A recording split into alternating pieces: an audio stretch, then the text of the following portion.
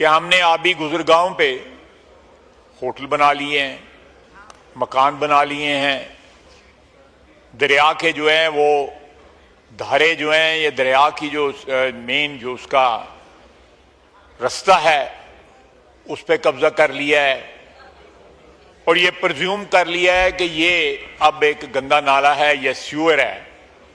तो इसलिए यहां पे हाउसिंग कॉलोनी भी बन सकती है। तो मेरा अर्ज है कि ये खुद एहतसाबी का वक्त है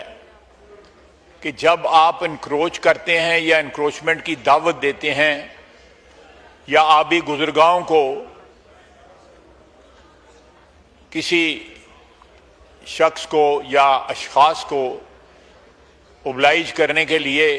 अपना हिस्सा बीच में डालने के लिए जब आप इस किस्म की स्कीमें बनाती हैं तो फिर जो है फितरत जो है वो रिएक्ट करती है, नेचर जो है वो रिएक्ट करती है।